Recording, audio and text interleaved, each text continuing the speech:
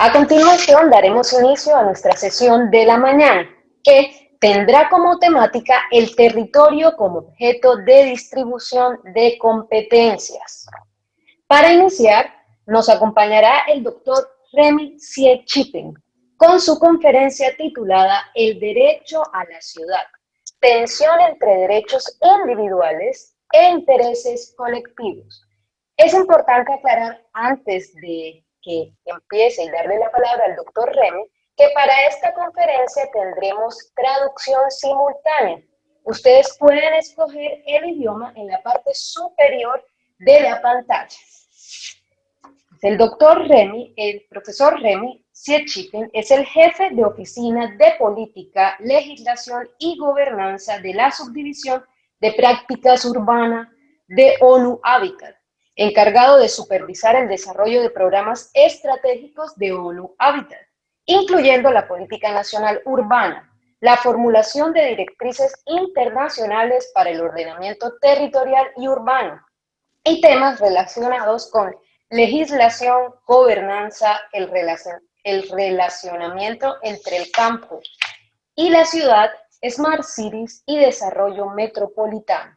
Ha coordinado proyectos y programas de ONU Habitat a nivel global, regional y nacional en África, Asia y Latinoamérica. El doctor Sietchiping tiene más de 25 años de experiencia trabajando en el sistema de la ONU, la academia, el sector público, el sector privado y en organizaciones no gubernamentales en Australia, Camerún, Etiopía, Jamaica y otros países del mundo. Tiene un doctorado en geografía de la Universidad de Melbourne en Australia. Bienvenido, doctor. Okay, thank you very much. It's a pleasure being here to participate in this very important edition, the 21st, I understand, of the university. I don't know if you can see. Do I have to share my screen? Do I have to share the screen? Okay. Please confirm if the screen is there. Sorry. Yes, can you see this? Okay, perfect. All right. Thank you again for the invitation. It's a very important gathering. I can see we are almost 700 people listening in. It's a topic that is very much at the heart of what we do, the territorial approach. I like that very much. The element of space, the element of the right, the public versus individual rights. So my presentation, we focus very much on when we live in that space called city, or the territory called city, how do you balance the public interest and the individual rights? And this is very much in the context of the COVID-19, and this applies also into the virtual space. So I will try to maybe uncover some elements under this topic. I hope that you're going to find it useful and informative in the type of engagement that you have. So just that we all are on the same page, that when we talk about right to the space, that is the city, it's about the right, the human rights. So we put the people at the center of that rights. And of course, on the onset, rights come with responsibility. So I just want to state that. So when we talk about the right to the space that is a city, it means that we have to really try to balance what is the collective rights, what is the individual rights, what is the role of different actors, and how do we make that fair. Some would say democratic.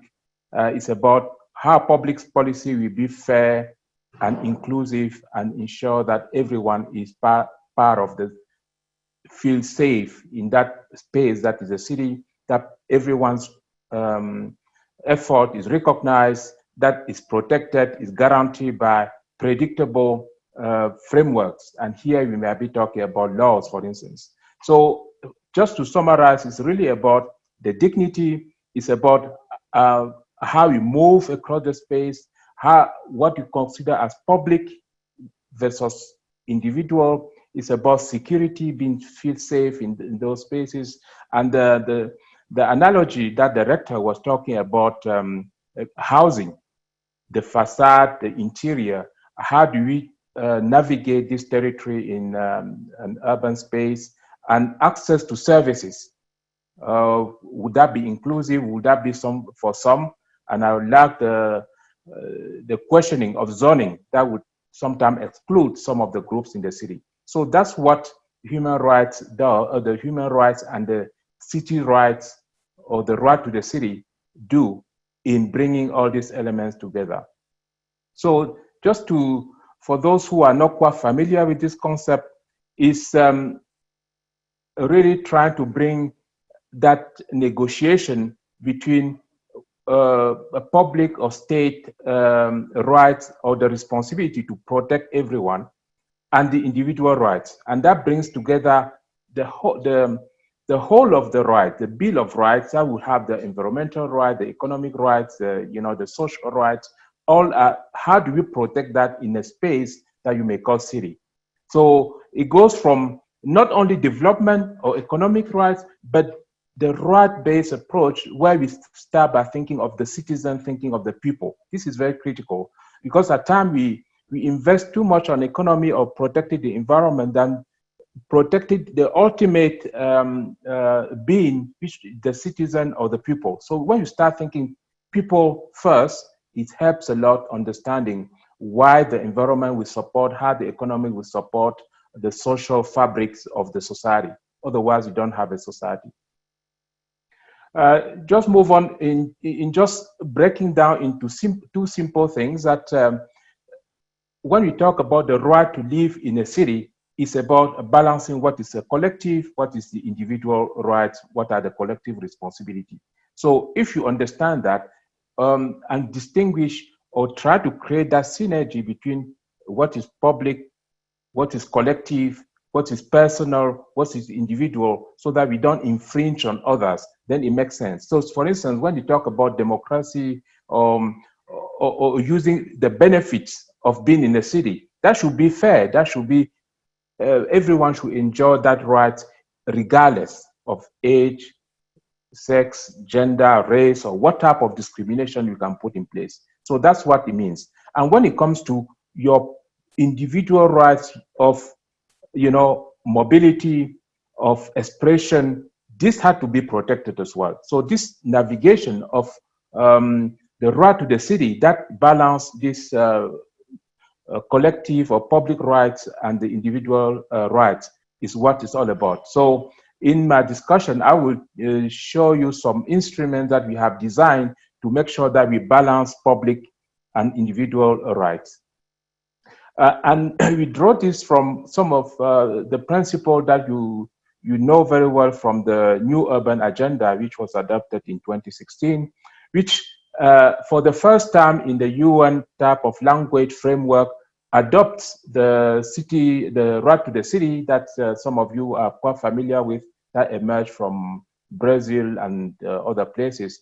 But brings together, as I said, the three pillars of development: social, economic, and environment in a city, where you balance the collective and the private rights. So that's what it's all about. So this is already acknowledged internationally as an important instrument to recognize in managing or dealing with a territory, which might in this case be seen as city. So what it says is about balancing the rights, ensuring that we have the level, the same, everyone is had the opportunity to express and be able to fulfill his or her capacity in a city. That some of the regulation, laws, policies are not suppressing a group or suppressing some citizens who are living in cities or any territory. So this is the only way you can get to sustainable development or sustainable urban development. And sustainability has the three pillars I've been saying all along: the social, economic, and the environment. So what I'm arguing here is that using the lenses of the laws, we can try to navigate and bring more cohesion between collective and private rights, mitigate the conflict, try to address some of the potential areas of discomfort between collective and individual rights. So that's what we are trying to do. We are trying to bring a bit of equilibrium in the discourse on how we use a space while we take care of others and ourselves. So this is very critical for the cities. Well, that's why we are talking about the right to the city, because there are many tensions in cities: social tensions, poverty, discrimination, all type of tensions that you can find, and be able to differentiate between individual and collective rights in a city to create more harmonious society is really important.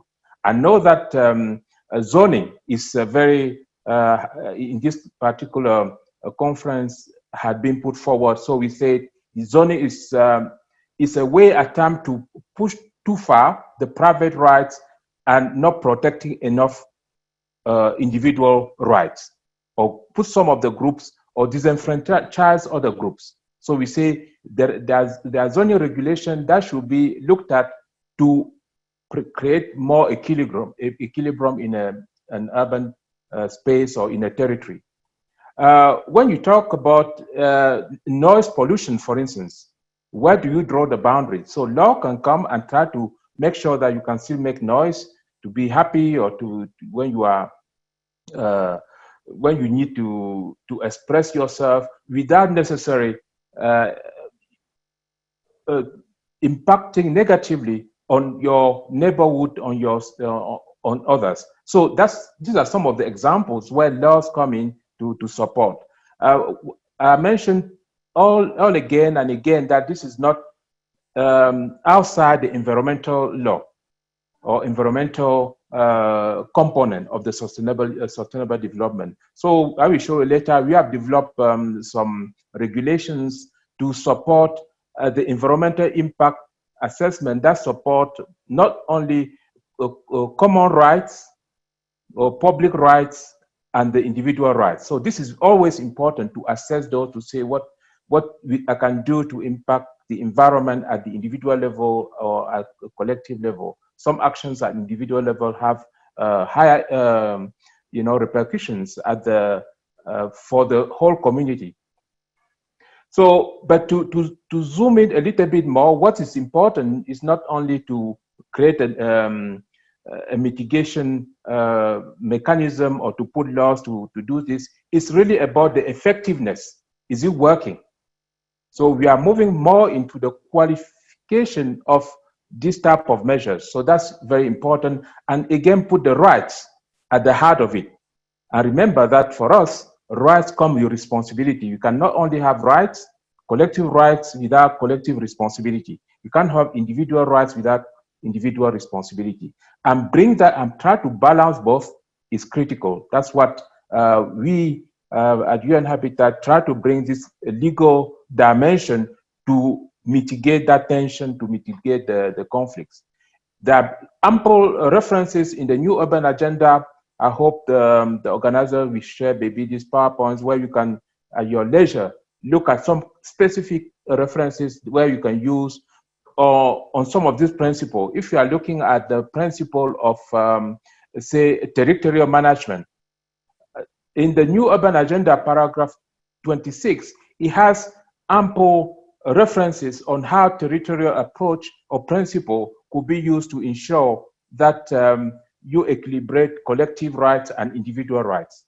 So that's one example, since your department deals very much with territorial development. But there are others in terms of economy or prosperity, some very much on environment, and some in terms of individual rights and citizen responsibilities. I just want to touch here on the nature of some of these rights. When it comes to individual rights, for instance, I think it was discussed earlier, the element of public space, the element of housing, the element of gentrification, the element of right to the city against evictions and so forth. This is very much at the heart. If you experience many of these tensions in your city or in your country, meaning that the mitigation measure between collective and individual rights have not been better framed or implemented or managed. So these are indicators of poor regulations between individual rights and collective rights. So our role is to reduce the tension, to reduce the cases where those tensions, those issues will be prominent. And there are tons of cases like that around the world where we can see that. Again, if you look at from the finance, for instance, not only through the Gini coefficient and other things, but we feel that this time looking at using some instruments to equilibrate, to bring together everyone living in that territory. Here, I'm talking about city, for instance, together. We can use the property taxations, for instance, to leverage the resources, to leverage the capacity of those who are worse off, to create more, I would say, equity in our approach. The same is about the development rights or exactions that some cities are doing. I think it's very popular in Latin America. The transfer rights, the land value capture, so that it doesn't go only in the private sector and so forth. So here we are, I'm referring to cases where sometimes individual rights are actually taking advantage of the public and community rights. So this is very critical in some contexts where you have erosion of democracy and social equity. But moving a little bit in our context where we are facing the COVID-19, where we are witnessing indeed that this is a situation where we see differences coming out in sometimes in the benefit of individuals, either through corruptions in the procurement of some of the COVID-related maybe services, and the collective rights, because COVID-19 had told us that it's a collective thing. We can protect ourselves, but if our neighbor is not protected, then it becomes an issue. Hence, as lawyers, you will understand very well that that's why we have now some laws, some regulations, some norms, and some penalties. Try to regulate that so that individual rights are not now being used to propagate or to sustain the disease. So putting in place some frameworks to guide that exists, and that's why the public health or public law in health is helping now in some countries where they can be enforced. Enforcement is very important. That's why we call effectiveness, can help countries be better prepared, better respond, and later on resilient to other cases. So that's an illustration that this issue of individual and collective rights is also expressing itself during a situation like COVID-19. As you know, 90% of COVID cases around the world are in cities, in that territory of concentration that we have. So that brings back to the notion that we have here of governance and policy and legislation, which is about power relationship.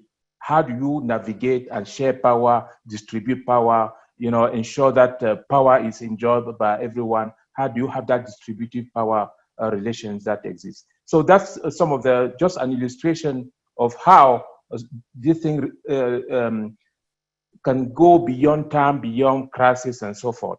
So just to give you, if you don't mind, a few examples of how we have worked to create systems to mitigate, or to bring to a certain level equilibrium, public rights and individual rights. We have three instruments. One that look at the planning, urban planning, how that can help ensure that we create more equity in planning system and planning outcomes. The second is in favelas. How do you make sure that the rights of that territory and those living in territories called favelas, for instance, are better protected, have the same, a certain level of enjoyment of services so that the gap is reduced. And the last one is related to climate, environment, how that can be done. So if you take the example of urban planning assessment, is to look at the planning instrument, look at the planning outcomes, and check their effectiveness to see if it's really making the difference that the intended planning laws, code, and modifications are supposed to. So as I indicated earlier, we are very much interested in the effectiveness of regulations, of instruments, rather than having the instrument itself. So it's a simple instrument that you can do the assessment yourself or in a group to check different regulations in terms of planning and how they work, to assess their value, the quality, the objectives against the general or agreed framework. And it has the same issues that the rector was mentioning earlier, the issue of a plot, the issue of public space, building code, land financing, land use planning, and then you assess the performance of all these areas through the simple assessment framework. So if you take one example, for instance, we have on land and public space, we understand the land, you can have a larger score in your city when you take a spectrum of tenure. Instead of just having private property rights, you're going to have, if you have different type of rights that people can enjoy in terms of tenure, leasehold, customary tenure, occupancy, if you have a range, options, choice, democracy in terms of your land rights, then it helps you navigate or create more balance. The same for public space when you have options. So it all is about options so that you can really meet the requirement, the interests, the desirata of all your community. Now moving to the slum. In the slum, there are usually five parameters to define slums. And one of the key areas in slum is having the tenure of security, tenure security, that you can access your land, that you are not fearing eviction, for instance. The other are the planning regulation, the zoning we are talking about, that they are not excluding some groups, and that they have access to services, water, electricity, sanitation, and so forth.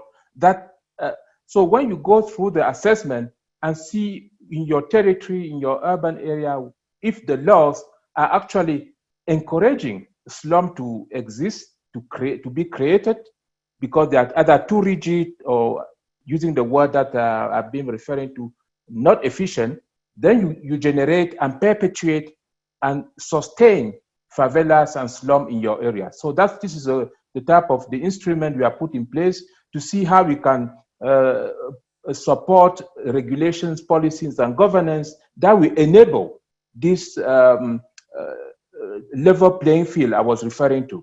So this is what this instrument does. And at the end, it tells you where you are weak. I used, like in this case on your screen, you will see that this case in the housing sector is very weak. On planning is very weak, but they have access to basic services, but they don't have access to housing. The planning instruments are not strong, but they have finances, they have basic services, but they are let behind or they are let down by the planning instrument, the land access to land and housing. So that can let you know where the interventions are needed so that you can broaden the scope to let the people living in this area having a better enjoyment of housing, planning instruments, and tenure security. Again, if you can take two examples here, you can still identify where in the regulation, where in the practices, where in the effectiveness of the deployment of services, or where you have bottlenecks. So when you identify that, the tool will tell you what type of actions will be considered to address those issues. Again, moving to the last tool, just so that you have an idea of the type of instrument we develop to help countries, is to see how climate change responses in different countries, different contexts can impact differently the individual and collective rights. In this case, we have set up is an online tool that we have designed that tries to respond to the Paris Declaration, and it looks very much at the concentration, so urban areas. So what we do, UN Habitat work very much in the context of urban, in that more complex assessment tool, because they have other components than the urban. But here I want to focus on that territory of urban. and show you how the tool had been used. So the tool has three main things. So you can search to see what type of legislation are progressive, are useful in which context to address what type of climate issue. So that gives you really a picture of where to look. Where do you find cases, inspiring practices, bad example that you don't want to replicate, and so forth. So then, if you are interested to know more how you are doing in this area, then you take the assessment to see where you perform, your countries are, and what type of lessons, which is the third one, recommendation, actions, lessons you can draw to actually start making changes in your system, in your practices. Very simple tool that anyone can interact, play with, to really start addressing. It could be climate change, it could be other issues, but that gives you a framework to look at. And you have different modules, again, some on land use planning, where you pay attention to the governance, to the territorial development, to urban planning and design, and to the, I would say, economic or finance architecture that we have, and some of the instruments to address those. Again, if you want to, since we are talking very much about the support, we have a toolkit to support the assessment that look at how do you foster public participation in not only design, implementation of law, regulations, but also the performance of that. How do you keep stakeholders engaged throughout the process, that they are not just consulted? And that things like access to information, is it fair, is it democratic? So we have all these components that could be useful for some of you, some of the students to look into it and assess the performance and provide ideas on how to move forward. So that's just to finalize that between public and private rights, what we are proposing is that, I've tried to argue is that the regulations can be used to regulate, to mediate the conflict, the tensions between individual and public rights. So if laws are better designed, better informed, and participatory and inclusive in a territory like city where the tension is heavy, then that could really be of great use for a city that is inclusive. I've also argued that by putting regulations that everyone can refer to, it makes you more predictable, that you are not, it's not a policy that's based on feelings or ad hoc thinking, but everyone knows their rights, their responsibilities. That's why the second message is really about balancing rights and responsibility so that everyone knows where to draw the lines. And by doing so, we try to bring together, especially at the level of government, all the tiers, all the actors together, that you can create that dialogue between local and national level, between citizen and the administration in a city or in a territory and so forth. So in the end, it's really an enabler just to facilitate. And if you have contributed in making that an enabler, I think the law will have done its bit. So just to finish that, we have a rich library of resources, just on law, but on other materials that are of interest to you, including on territorial planning. And we'll be more than happy to share and make that available. So I've been a very,